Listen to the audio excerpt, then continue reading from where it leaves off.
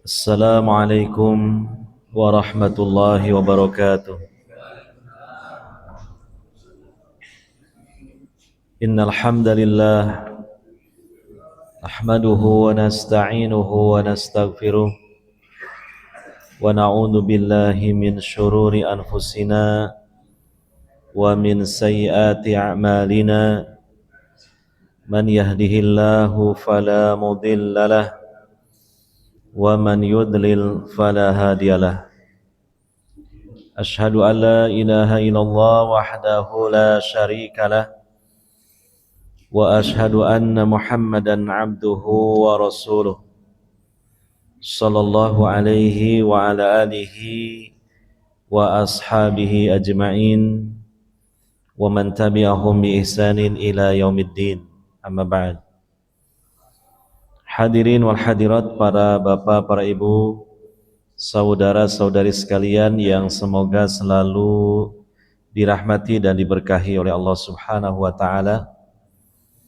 Alhamdulillah, di kesempatan malam hari ini kita dapat hadir di masjid dan di majlis yang mulia ini untuk kita bersama-sama di sini melaksanakan ibadah kepada Allah Subhanahu wa taala, yaitu melaksanakan salat baik yang fardu maupun yang sunnah, dan juga thalabul ilmi, menuntut ilmu agama Islam, mempelajari syariat Islam. Dan marilah senantiasa kita berusaha untuk menjadi hamba-hamba Allah yang pandai bersyukur kepadanya atas segala limpahan rahmat, nikmat, dan kebaikannya kepada kita sekalian. Di antaranya nikmat kemerdekaan, keamanan, di mana kita sudah mengetahui bahwa Allah Subhanahu wa taala yang menganugerahkan kemerdekaan itu kepada kita sebagai warga dan anak bangsa negeri Indonesia, dan sudah berlangsung 81 tahun. Dalam hitungan sejarah itu masih belum lama bila dibandingkan dengan masa penjajahannya. Menurut satu versi 350 tahun lebih. Tentunya masih lama panjang masa penjajahannya. Maka ketika Allah Subhanahu wa taala memberikan kemerdekaan, ini merupakan nikmat yang sangat besar sekali. Keamanan, nikmat keamanan erat kaitannya dengan nikmat keimanan. Karena media yang paling penting untuk bisa kita melaksanakan keimanan, untuk kita bisa menumbuhkan keimanan, untuk kita bisa berada di atas keimanan adalah keamanan. Makanya banyak para rasul, para nabi, di antara isi doa-doa mereka adalah memohon keamanan. Di antaranya Nabi Ibrahim alaihissalatu wassalam. Oleh karenanya ini wajib kita syukuri,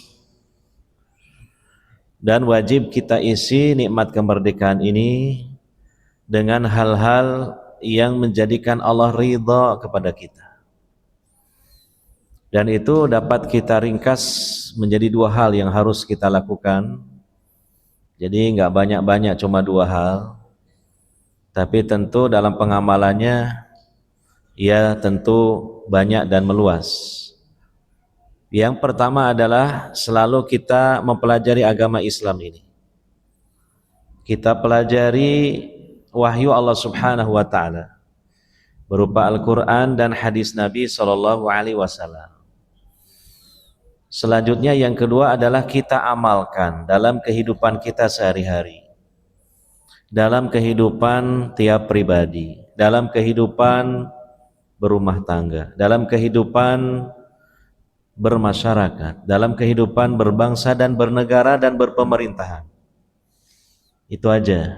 Itulah bentuk syukur yang utama kepada Allah Subhanahu wa taala atas nikmat kemerdekaan, dan itulah hal yang terbaik bagian dari mengisi kemerdekaan itu sendiri. Semoga Allah Subhanahu wa taala senantiasa menetapkan melanggengkan nikmat kemerdekaan keamanan bagi kita bangsa Indonesia yang mayoritasnya adalah kaum muslimin, dan kita juga diberi kekuatan rohani maupun jasmani untuk selalu dapat mensyukuri nikmat kemerdekaan itu. Kalau kita mensyukuri, pasti Allah akan tetapkan, Allah akan langgengkan, bahkan Allah akan tambahkan nikmat itu. Tapi kalau kita ingkar, kufur nikmat, sangat mungkin Allah mencabut kembali nikmat kemerdekaan dan keamanan itu.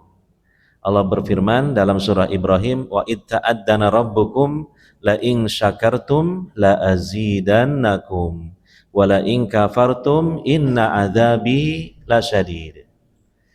Dan sungguh Rabbmu telah mengumumkan kepada kalian, jika kalian bersyukur kepadaku atas nikmat-nikmatku, niscaya aku tambahkan nikmat-nikmat itu untuk kalian. Tapi jika kalian kufur, tidak bersyukur, tidak pandai bersyukur atas nikmat Allah, ingatlah sesungguhnya azabku adalah sangat pedih. Dan bagian dari adab adalah di dunia, yaitu nikmatnya dicabut oleh Allah Subhanahu wa ta'ala.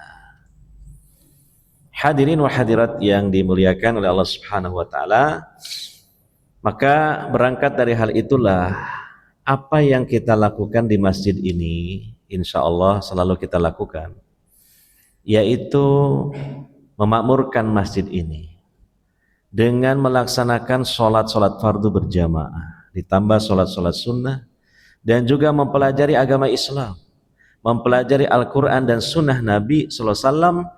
Sesungguhnya dengan kata lain, kita telah mengisi kemerdekaan ini dengan sesuatu yang terbaik menurut penilaian Allah Subhanahu wa ta'ala. Hadirin wal hadirat yang dimuliakan oleh Allah Subhanahu wa ta'ala, kita bersama-sama mengkaji pelajaran fikih, ya, fikih ibadah, masih seputar sholat. Jadi kita semakin mengerti bahwa aturan-aturan Islam, serba-serbi fikih tentang sholat itu begitu banyak gitu. Maka tentunya kita harus terus mempelajarinya untuk memperbaiki, meningkatkan kualitas sholat kita. Masih juga membahas subnya adalah tentang sholat di masjid berjamaah, ya. Sholat fardu di masjid secara berjamaah. Pada pembahasan yang lalu, poin 10, keutamaan mendapatkan takbiratul ihram bersama imam. Nah, itu.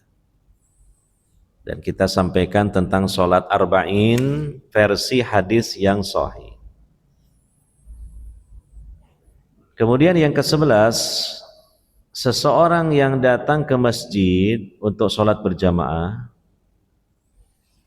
di mana imamnya sudah selesai sholat.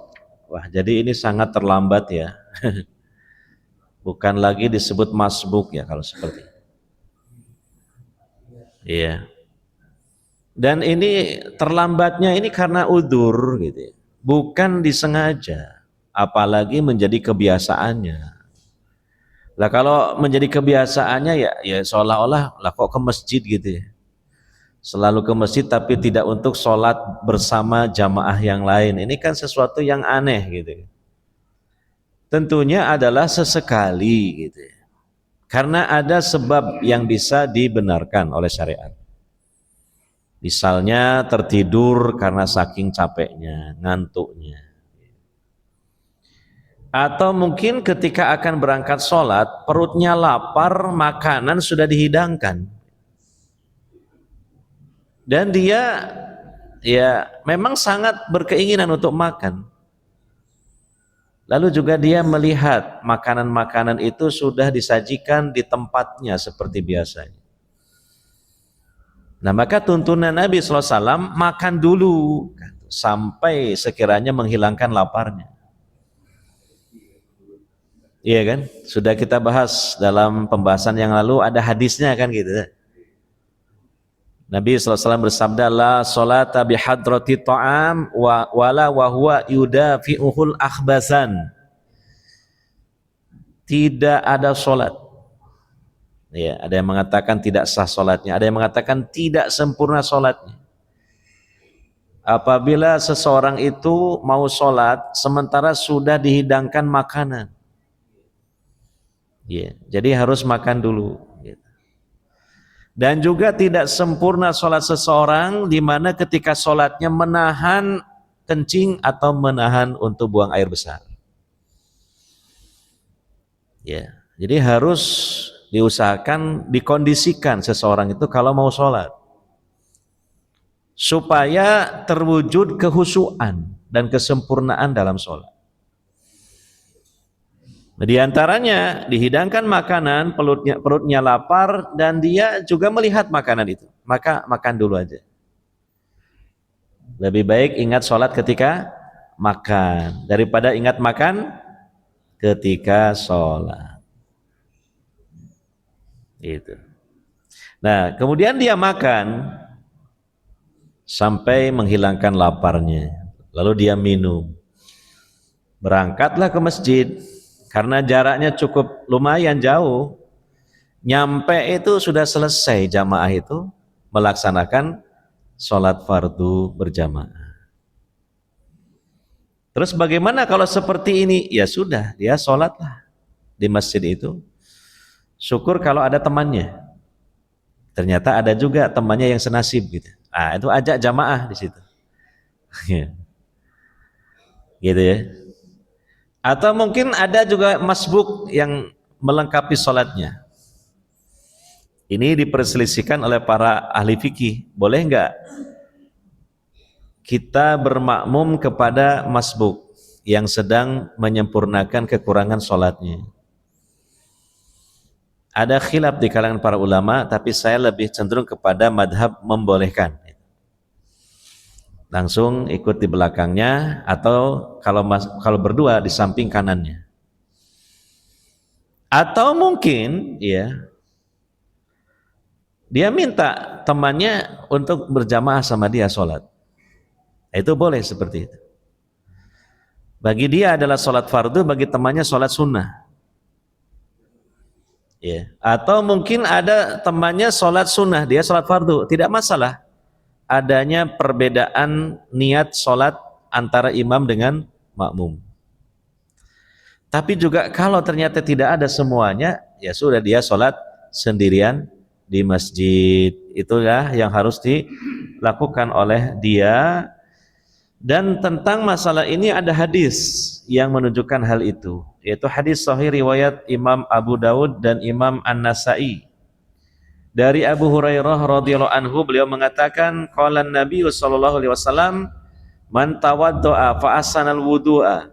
Barang siapa yang berwudu kemudian dia memperbagus wudunya, summa roha, kemudian dia berangkat menuju masjid untuk sholat fardu berjamaah, fawajadan nasa qad shallu, ketika sesampainya di masjid dia menjumpai jamaah sudah selesai sholatnya, ya, maka a'tahullahu azza wa jalla misla ajri man shallaha wa hadaraha la yankusu dzalika min ujurihim syai'a. Allah memberikan kepadanya pahala semisal pahala orang-orang yang sudah melaksanakan sholat dan sudah hadir di masjid itu, tanpa sedikit pun dikurangi pahalanya dari pahala-pahala mereka.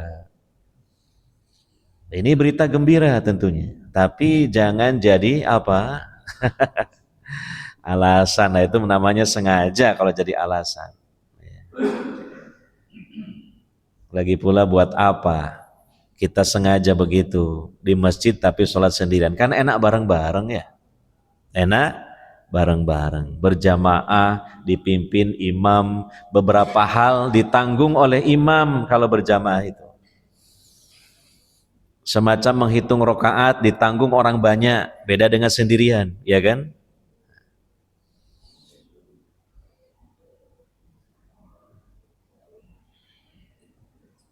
Nah, ini sponsor.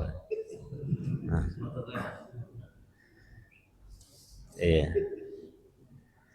Ini diminum aja. Iya.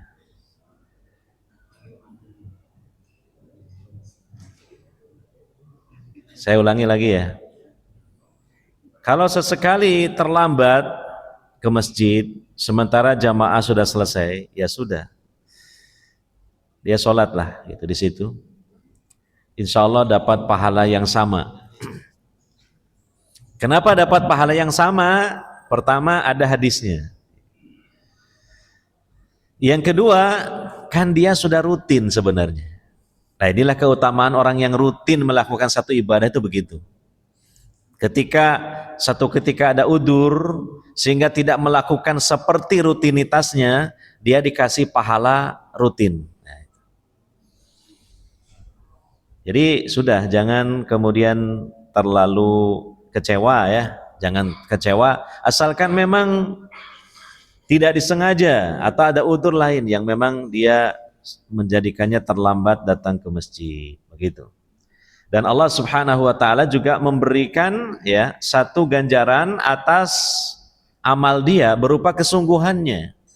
Apa kesungguhannya? Dia tetap berangkat ke masjid dalam rangka untuk sholat berjamaah. Mungkin dalam pikirannya barangkali masih mendapati sholat berjamaah sekalipun masbuk. Ternyata qadarullah tidak mendapati sama sekali. Nah, demikian saya kira kan ini satu kabar dari Nabi SAW bila ada hal seperti ini terjadi pada kita. Begitu.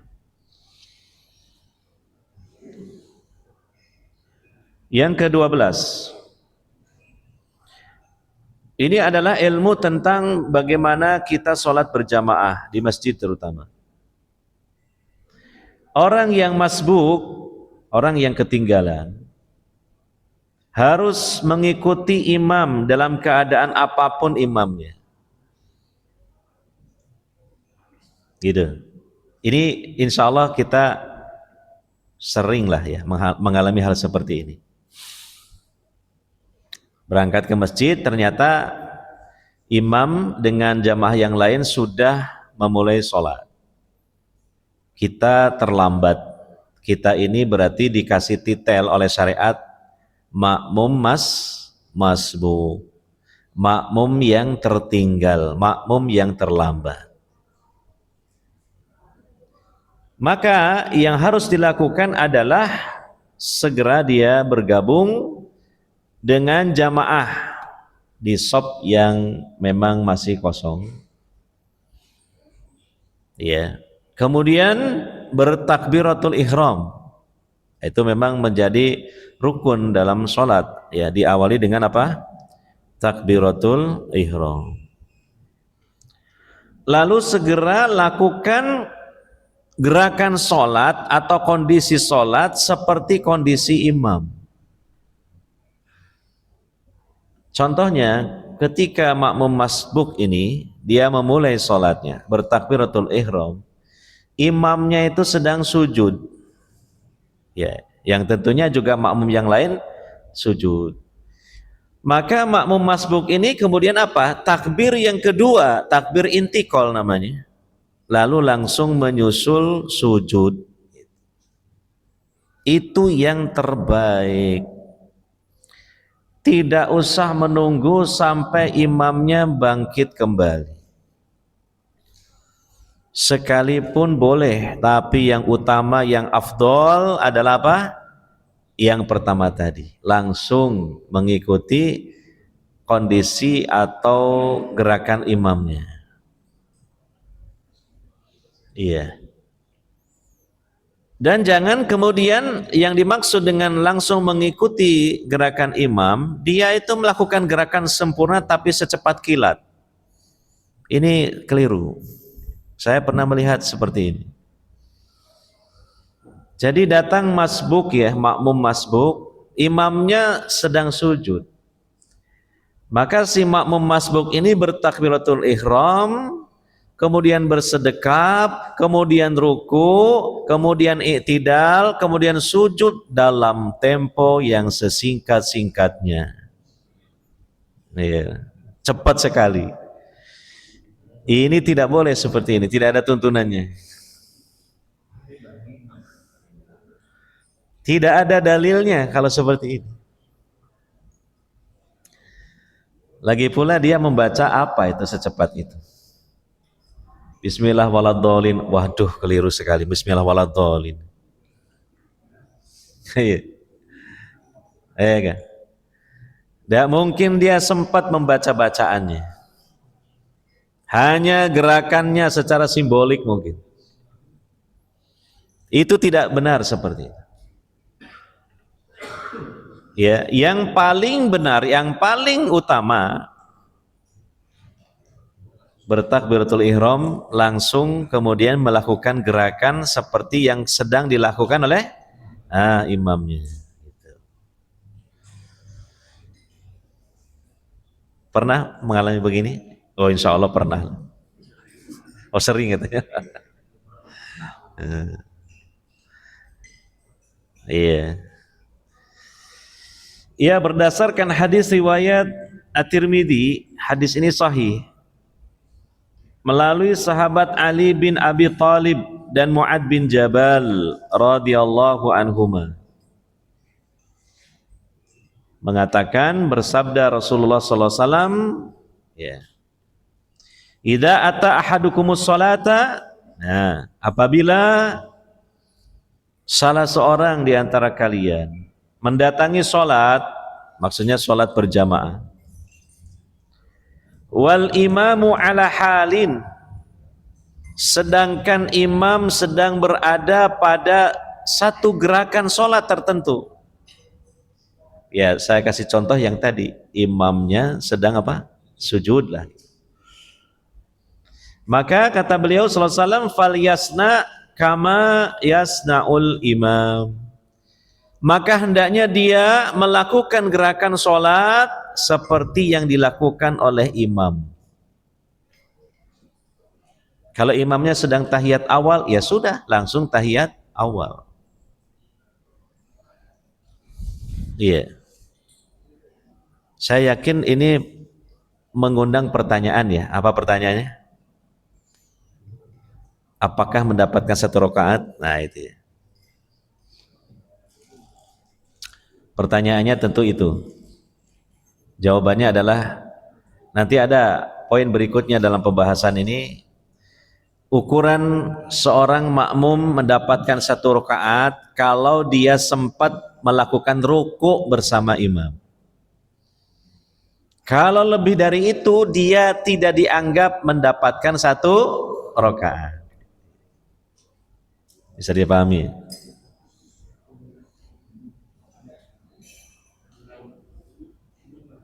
Ya. Kalau mendapati imam sujud, dia ikut sujud, berarti tidak mendapatkan satu rakaat. Tidak mendapatkan satu rakaat berarti nanti baru dapat satu rakaat kalau sudah bangkit. Itulah dihitung rakaat pertamanya. Pertanyaannya, kalau begitu kan sia-sia Pak Ustadz?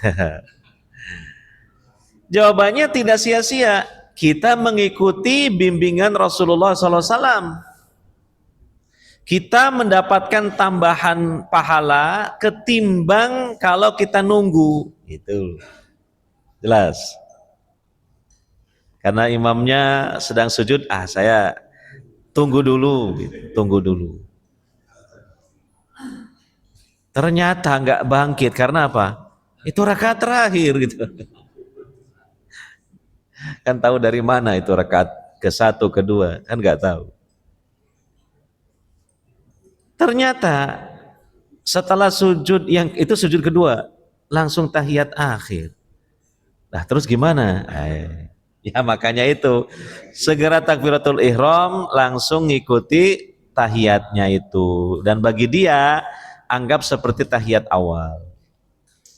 Karena dia kan baru memulai sholat.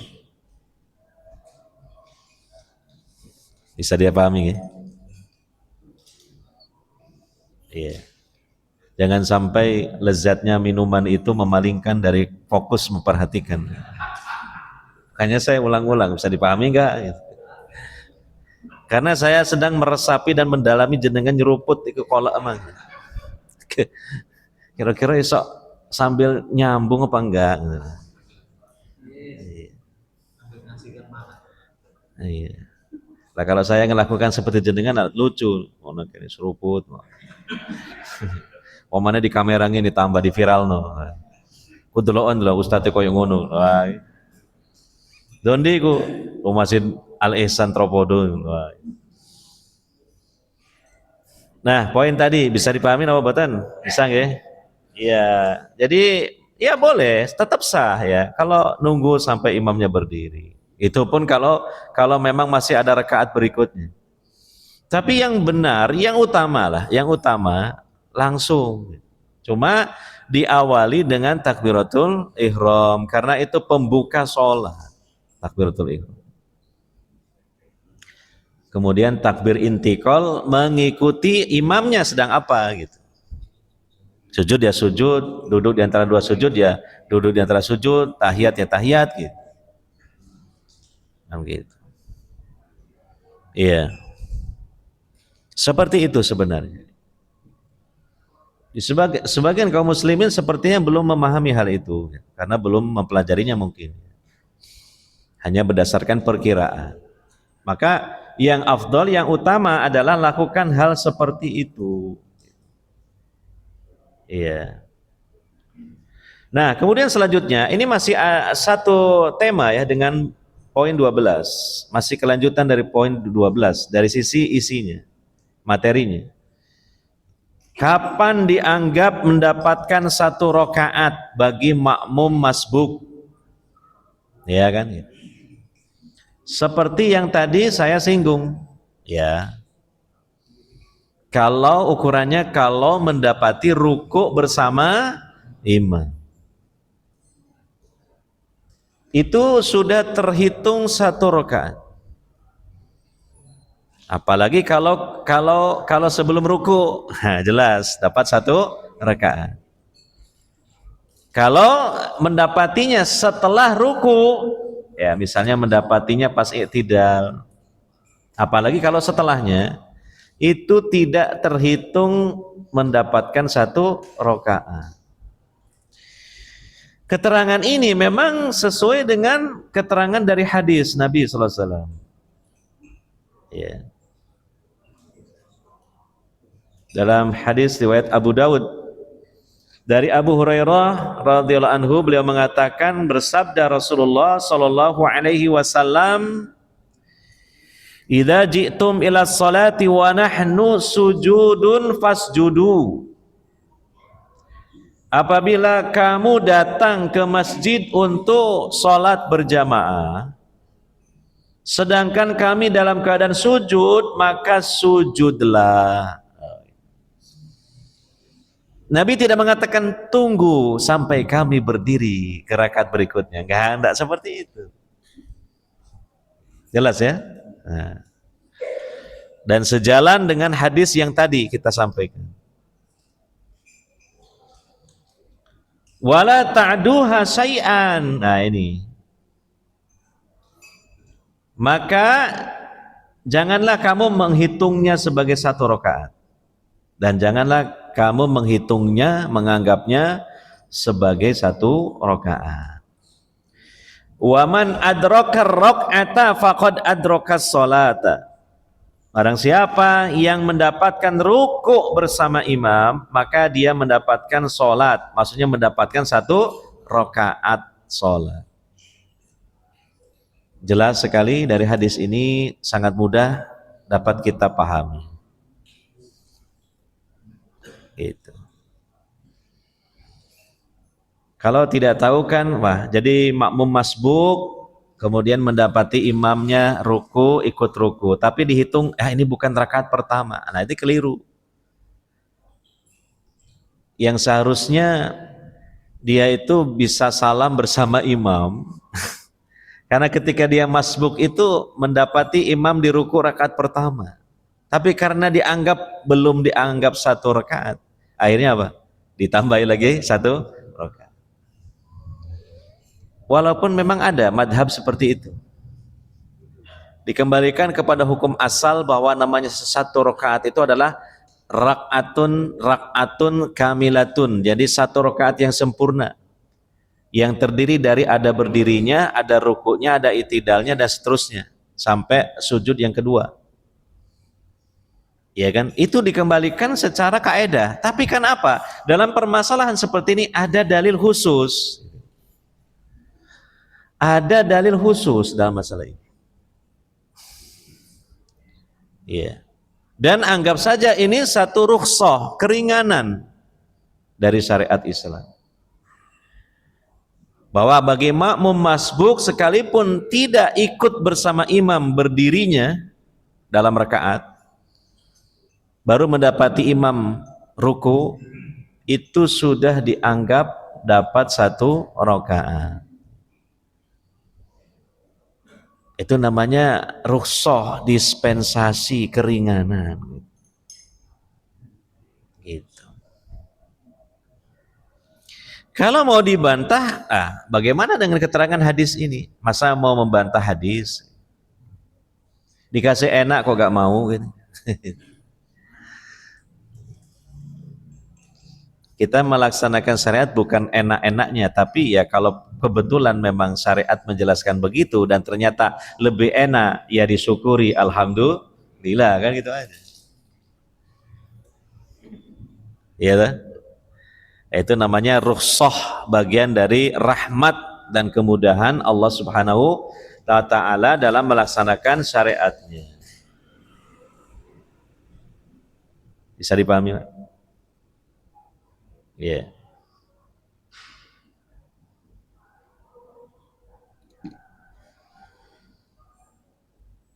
Yang ke-14, ya, namanya juga al-wajiz, jadi fikih ringkas, praktis.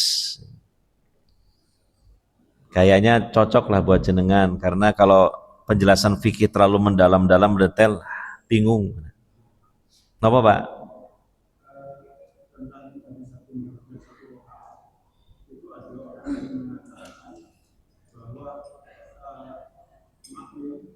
Jika tidak mendapati imamnya atau mendapati imam tidak membaca Al-Fatihah, maka sholatnya tidak sah. Jadi dia akan menambah rakaat juga akan menambah salah.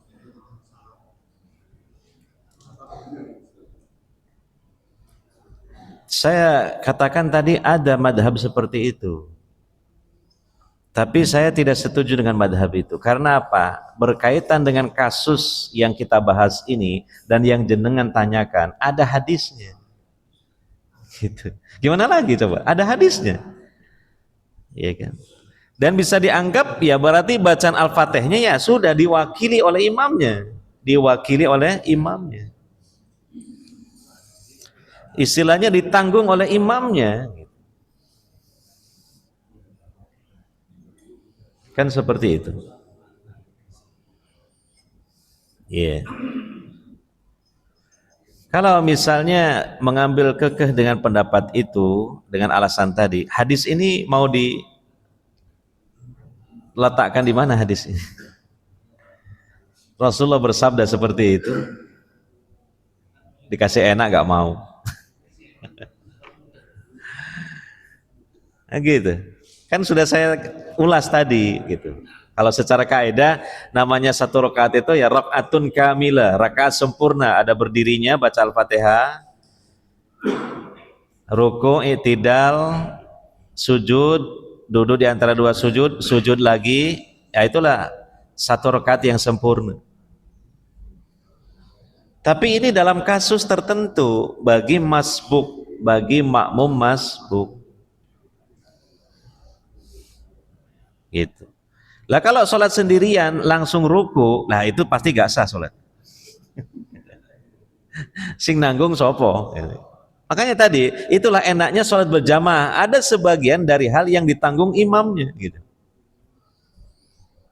Termasuk menurut satu madhab, di antaranya madhab Imam Ahmad bin Hambal, ketika imam di rakaat pertama dan kedua bacaan Al-Fatihahnya dikeraskan, makmum cukup mendengar saja, nggak usah ikut baca Al-Fatihah, dengarkan saja. Karena apa? Bacaannya sudah diwakili oleh imam. Dan sesuai dengan firman Allah Ta'ala dalam Al-Quran, wa idza quri'al Qur'anu fastami'u lahu wa ansitu la'allakum turhamun. Kalau dibacakan Al-Quran, maka dengarkan dengan baik dan diamlah supaya kalian dirahmati. Kira-kira bagaimana jawabannya? Iya. Iya.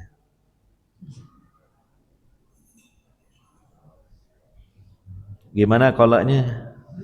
Oh, enggak minum kolak. Oh, itu.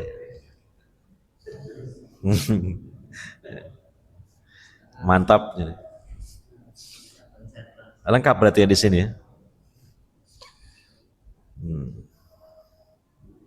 Berikutnya poin 14, orang yang rukuk di belakang shaf. Ya ini barangkali lah kita ada satu kesulitan dalam memahami ketika memang ditemukan hadis masalah ini gitu ya. Jadi ya kita bahas saja gitu. Bagaimana, apa yang dimaksud? Ya masih belum ngeh. Ya kita baca dulu, di sini ada hadis begini ya. Dari hadis yang diriwayatkan oleh Imam Abu Dawud dan Nasai, Imam An-Nasai ya. Dan ini juga sahih. Dari sahabat Abu Bakrah radhiyallahu anhu. Bukan Abu Bakar ya, ini lain, Abu Bakrah ya. Annahun taha ila Nabi sallallahu alaihi wasallam wa huwa raqi. Satu ketika sahabat Abu Bakrah ini mendapati Nabi sallallahu alaihi wasallam sedang ruku ya. Nah ini makmum masbuk ya. Wa huwa raqi, Nabi sedang ruku. Faraka'a qabla an yasila ila safi. Kemudian sahabat Abu Bakrah ini ya setelah dia takbiratul ihram tentunya dia kemudian langsung ruku sebelum sampai shaf ya. Fadzakara dzalika linnabi sallallahu alaihi wasallam. Kemudian setelah selesai salat, hal tersebut diceritakanlah kepada Nabi sallallahu alaihi wasallam. Maka Nabi sallallahu alaihi wasallam bersabda, zadakallahu hirsan wala ta'ud. Mudah-mudahan Allah menambah kesungguhanmu, tapi kamu jangan ulangi lagi hal seperti itu. Maksudnya begini, ini tentang kasus makmum masbuk gitu. Sahabat Abu Bakrah namanya. Ketika Nabi sedang sholat mengimami para sahabat yang lain, sholat berjamaah. Dan pada saat Abu Bakrah sampai di pintunya masjid, dia mendapati Nabi dan sahabat yang lain ruku. Maka yang dilakukan oleh Abu Bakrah itu setelah melewati pintu ruku di situ, kemudian jalan sambil ruku, nyuruduk gitu loh.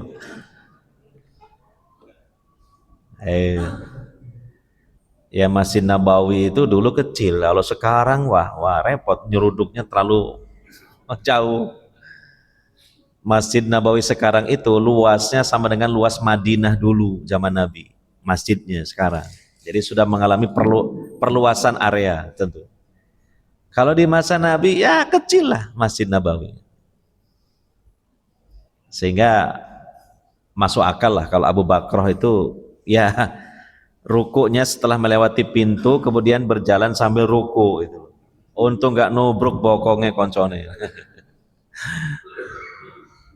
Itu agak lucu sih ceritanya.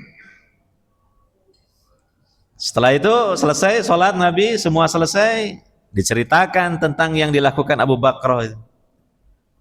Lalu Nabi memanggil Abu Bakrah lalu mengatakan, semoga Allah menambahkan kepadamu hirsan, kesungguhan. Berarti menunjukkan ini kamu ini semangat. Jadi Nabi tidak mematahkan semangat orang, tidak.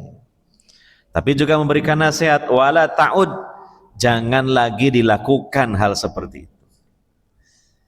Nah, ini mengenai sabda Nabi la ta'ud, ini ada dua pendapat di kalangan para ulama. Pertama, wala ta'ud itu artinya adalah jangan kamu mengulang sholat. Sholatmu sudah cukup sah, sholatmu sah. Berarti kalau begitu, kalau kita seperti Abu Bakr terlambat, lalu menjumpai imam sedang ruku, berarti koyok sapa? Abu Bakr sampean. Iya, kayak gitu. Isoan ini. Waduh, usiane wes sepuh, kudu ngono. Iso apa ya? Iso jatuh be ya. Apalagi asam urat sedang kambuh, wangel gitu itu, susah itu. Iya. Ini ada pendapat madhab dari ulama seperti ini. Dan nanti kita baca lagi riwayat selanjutnya menguatkan hal itu gitu, menguatkan hal itu. Jadi yang dimaksud oleh Nabi SAW, wala ta'ud, jangan kamu mengulang, maksudnya enggak usah sholatmu diulang, sudah cukup bagus. Itu malah. Lah pendapat ulama yang kedua, ya, makna dari wala ta'ud, jangan kamu ulangi, maksudnya jangan kamu ulangi kayak gitu. Gitu. Kalau kamu terlambat, ya, menjumpai imam, jamaah yang lain sedang ruku, kamu masuk dulu ke posisi sopnya, jalan biasa gitu maksudnya. Baru kemudian apa? Takbiratul ihram, kemudian takbir intikal, langsung ruku. Sampean kira-kira milih mana gitu ya? Yang pertama, yang kedua? Pertama repot sampai lu. Masjid ini masih mending, pintunya dekat ke sini. Kalau masjidnya yang luas, ya gimana? Oh begitu lihat, wah imamnya sedang ruku. Kadang juruduknya nggak nutut, begitu belum sampai sudah sami Allah liman hamid. Bingung teman sampai. Ya apa gitu lah. Insya Allah yang rajih itu madhab yang kedua. Dan kalau mengambil madhab yang pertama itu makruh hukumnya, walaupun sah sholatnya. Ya, hukumnya apa? Makruh. Kenapa tetap sah? Karena dalam riwayat kejadian Abu Bakrah pun Nabi tidak menyuruhnya untuk mengulangi sholatnya, menunjukkan apa? Sholatnya sah. Sah? Loh, pokoknya akan nikah paling. Iya. Nah mungkin sementara sampai di poin itu dulu lah. Sudah terdengar adzan isya dikumandangkan ya. Insya Allah. Tidak apa-apa sedikit-sedikit, yang penting sesuai dengan durasi waktunya dan juga bisa dipahami dengan baik ya.